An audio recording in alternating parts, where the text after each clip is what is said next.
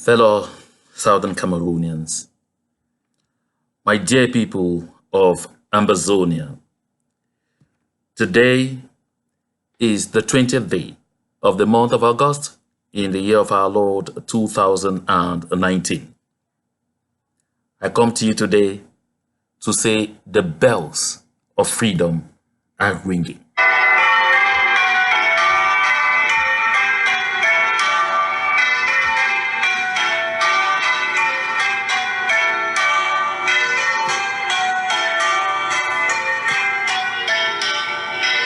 I know some people will say, but is this a joke?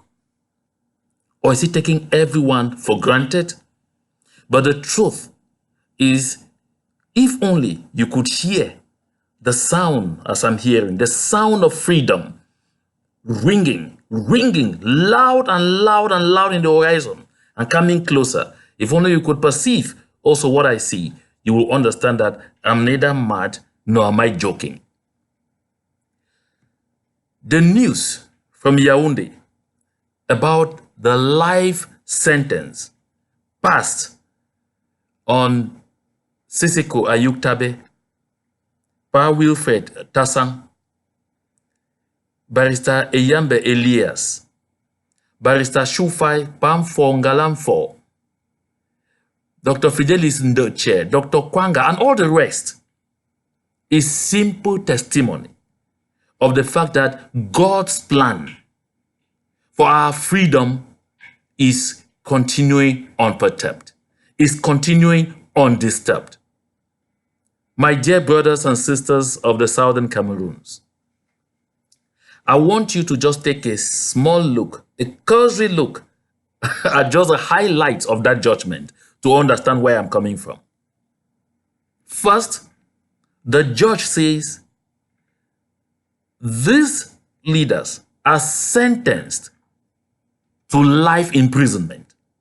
In addition, they have to pay to the government of Cameroon the sum of 250 billion CFA. The judge does not end there.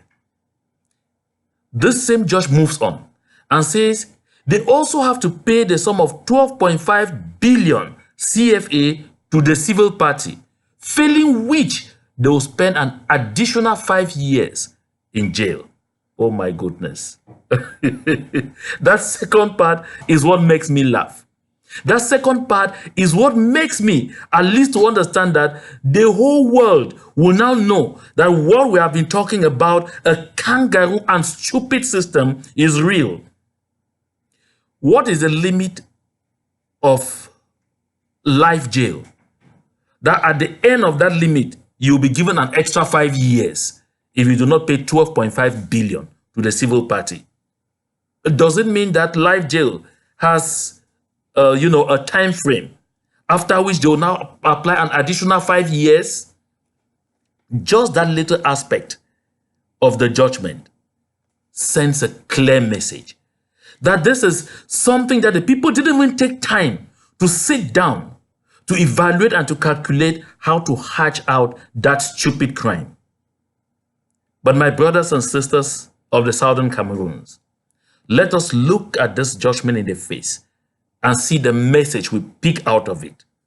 This is the time that the entire world, the whole world has called on Mr. Paul Biya and his rogue government to embrace dialogue, negotiations without preconditions as a means, as a way of ensuring permanent peace between the people of the Southern Cameroons and those of La République du Cameroun. The US Congress, the US Senate have all passed resolutions, resolutions 358, resolutions 292, going in the same direction. The European Union has spoken. Even the African Union that has been morose all this while has come up to propose their good offices for a peaceful negotiation that will lead to harmony between the two peoples. And even as we speak, some former African leaders are putting themselves together to hold a symposium on the situation in the Cameroons.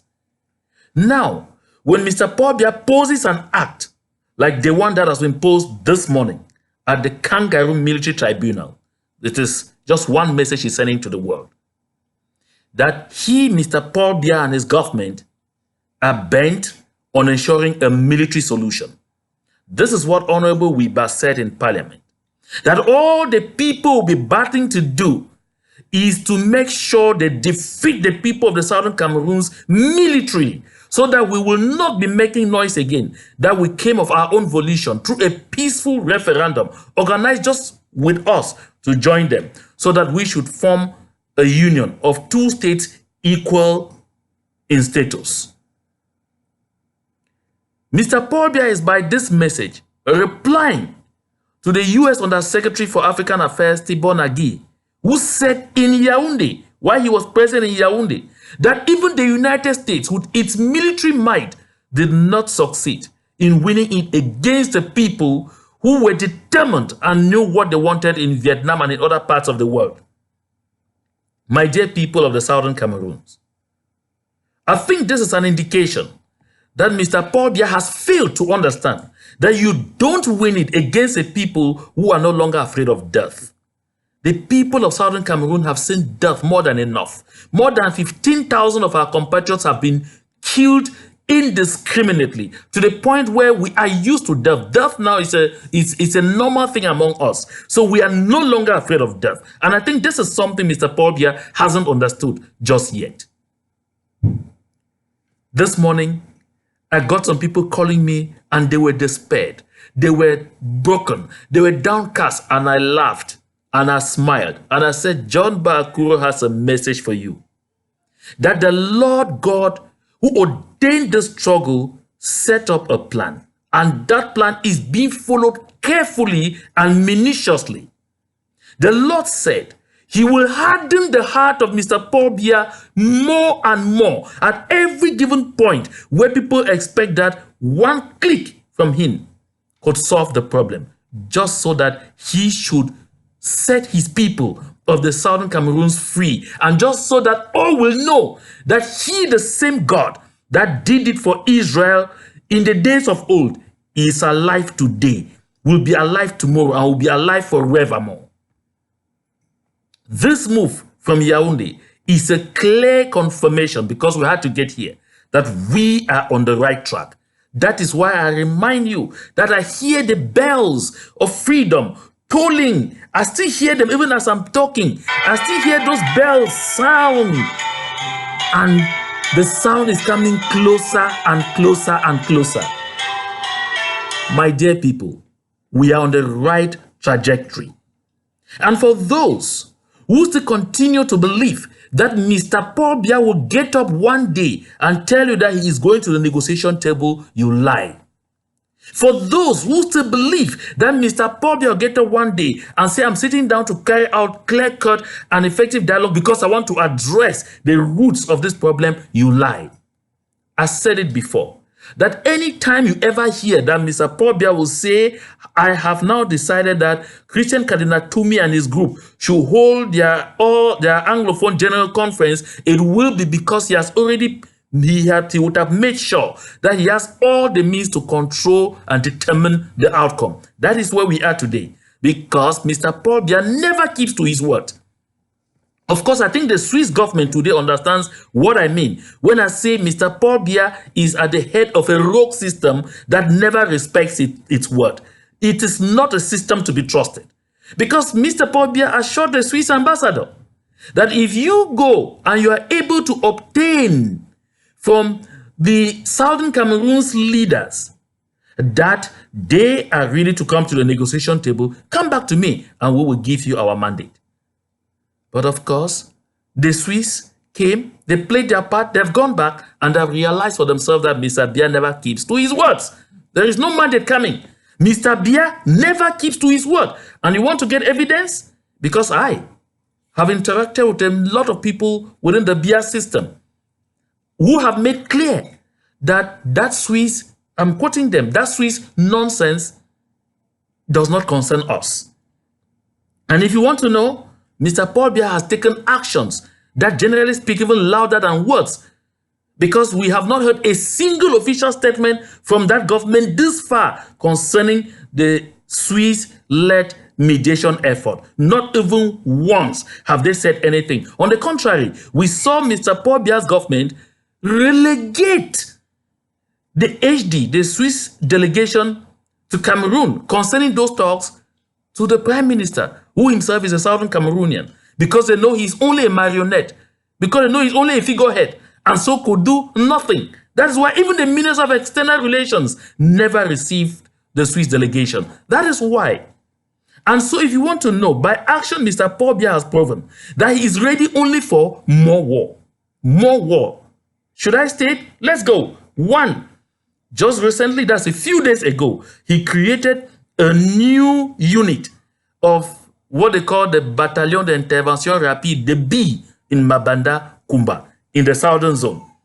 As if that were not enough, he ordered his kangaroo court to organize a marathon trial in a case which has preliminary objections, which objections are pending before the Court of Appeal and before the Supreme Court for determination, before the lower court could continue with the hearing. He said, ignore those things. And they ran a marathon trial overnight, finishing at 5:30 a.m. to pass a judgment that defeats human understanding.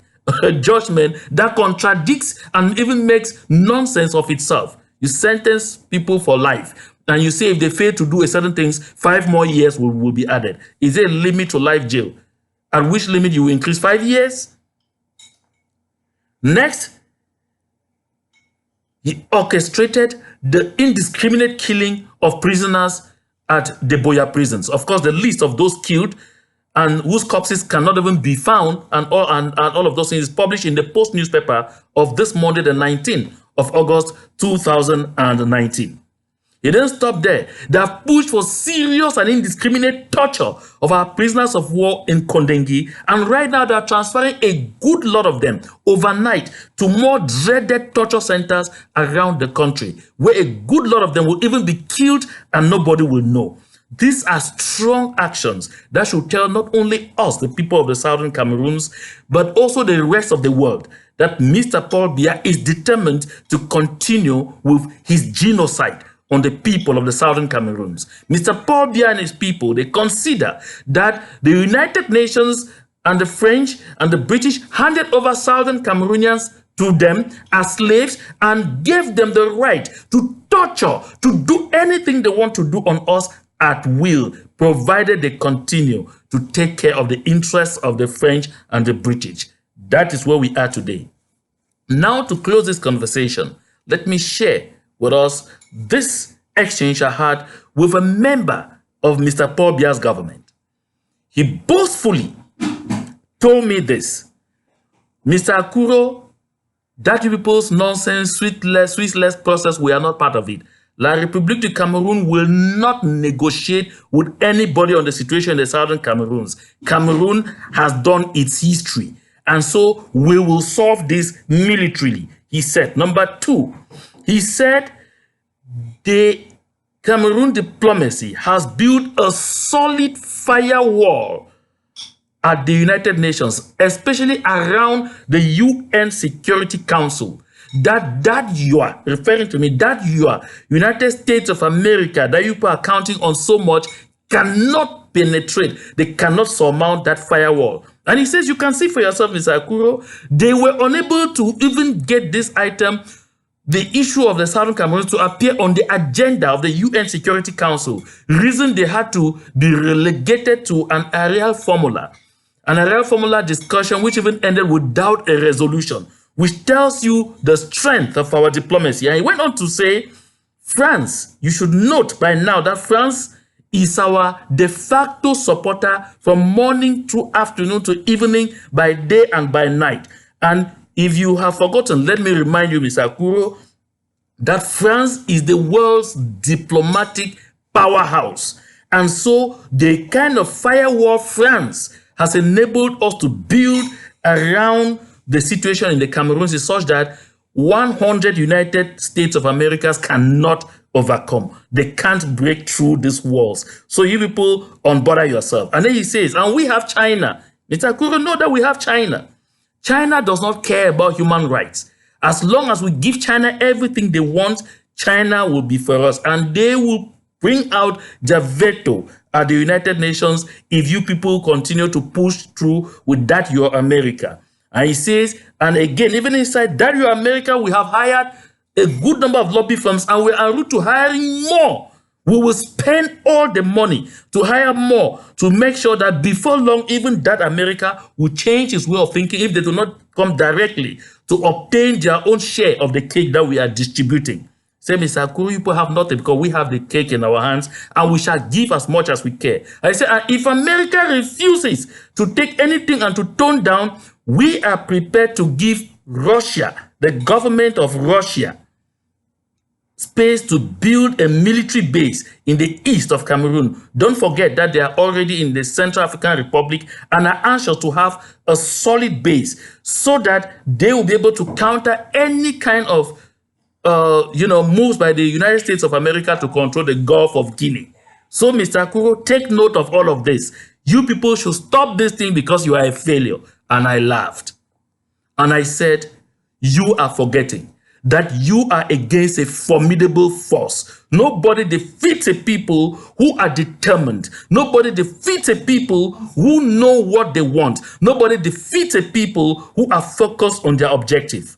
My dear people of the Southern Cameroons, and for those of you who are still thinking federalism, I'm sure this court judgment demonstrates to you beyond reasonable doubt that you are never going to have any concessions from that system. It demonstrates beyond reasonable doubt that La République du Cameroun will never consider the people of the Southern Cameroons as people, as humans.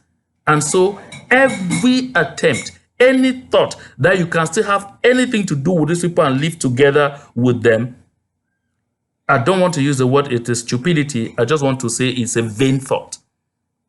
This is a time more than ever before when our resolve must become stronger. This is a time more than ever before where we must begin to look at those items, at those points that unite us more than those that separate us. And trust me, those issues that unite us are far more in number than those that separate us. We must continue to strengthen our resolve. We must continue to strengthen our resolve. You can see from this judgment that Mr. Biya does not even want school resumption in the Southern Cameroons. That is why the representative of the CPDM party on the panel on droit de réponse at Equinox Television last Sunday said the only way they will solve the back to school problem is with continuous and intensified militarization. Send your children out at your own risk. Take note that a lot of efforts are being made to promote a system where our children, even the internally displaced ones and those who are on exile in nearby countries, wherever they are, will be able to stay educated. At least will continue to receive some form of informal education while waiting for this problem to be resolved once and for all, that they go back to the formal school systems. My dear people, the time to be strong is now. I still hear the bells. I insist. I still hear the bells of freedom. I still hear the bells of freedom chiming, coming closer and closer and closer and closer. To God be the glory.